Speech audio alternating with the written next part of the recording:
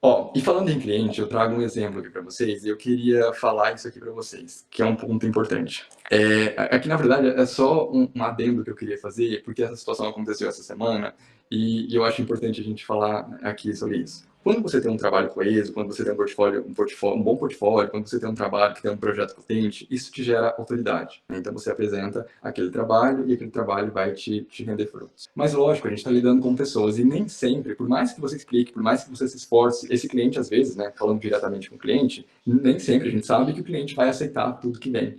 Mas ainda assim, olha que legal, quando você tem um trabalho, quando você tem essa percepção, ele vai te reconhecer como uma autoridade. E aí, só para contar aqui para vocês esse contexto, esse é um projeto que eu fiz aqui onde eu estou hoje, em Frutal, em Minas. Era um projeto muito simples, era uma área gourmet, mas, a princípio, eu fui contratado para fazer basicamente o projeto de interiores, o layout. Só que eu identifiquei que ele tinha um problema porque uma das fachadas estava dando para a fachada oeste.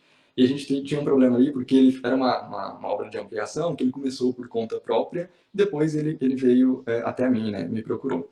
E aí eu identifiquei alguns problemas de ventilação, então a gente consegue ver nesse último diagramazinho aí, que tem esses pontinhos lá em cima no teto, justamente isso. Então é o ar quente acumulado, então eu explico para ele a necessidade aqui de a gente escoar, fazer escoamento desse ar. Então eu crio estratégias com cobogós, com janelas desencontradas, né, fixas.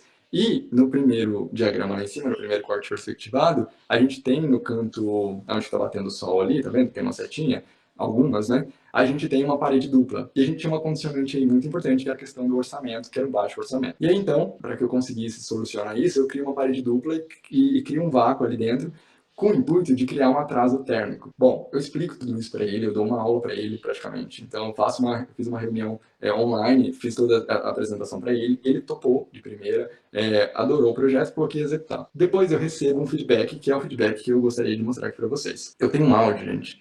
Deixa eu só colocar aqui, ó. E aí eu recebo esse áudio aqui, só colocar aqui para vocês. Eu recebo esse áudio depois de algum tempo, né, que ele chegou a construir essa obra aqui.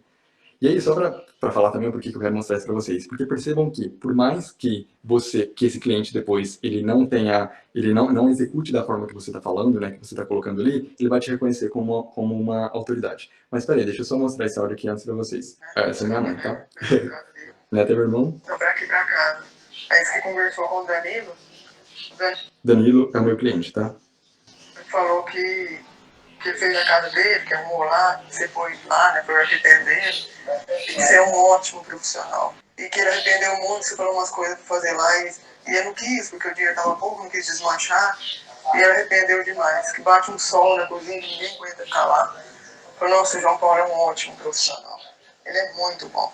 E por que eu tô te falando isso? Porque eu apresentei o meu portfólio, eu apresentei o trabalho, a gente fez, eu tenho muito orgulho desse trabalho que eu fiz, né, um trabalho muito simples, tá, e que poderia passar despercebido, porque é um projeto de interiores, é uma área tradicional, mas que faz parte do meu portfólio, né, isso vai estar no estúdio, e aí essa questão também da percepção do cliente. Então, por mais que, quando a gente faz esse trabalho, quando a gente tem essa preocupação com a qualidade, né, de um projeto potente, em todos os aspectos, em todos os âmbitos, né, da arquitetura, por mais que esse cliente depois ele não aceite, né, ou não faça por algum motivo, foi uma objeção que eu não consegui quebrar na cabeça dele, né, que foi a questão do orçamento, depois ele vai reconhecer. E aí ele vai te recomendar. E ele vai te recomendar agora com muito mais força. Então, pode ter certeza que se alguém precisar de um arquiteto, ele não só vai me indicar, como ele vai falar, cara, faça exatamente o que ele tá pedindo para você fazer. Execute exatamente. E ele vai contar a história. Por quê? Porque ele mandou eu fazer isso, e eu não fiz. Então, se a gente olhar por essa ótica, né, mais de um olhar mais atento, deu de certa forma errado para ele, mas como cliente, como prospecto, isso pode me render alguns frutos lá na frente também,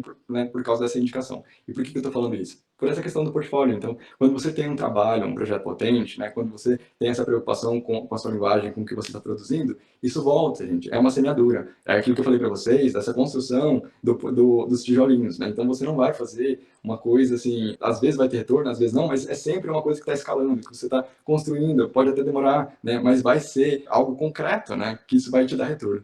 Então, por isso que eu falo aqui para vocês, ó, dessa questão de tenha um projeto potente no portfólio, porque isso vai te gerar autoridade, isso vai te dar constância, né? Isso vai te gerar retorno, né? Nessa semeadura que você fizer.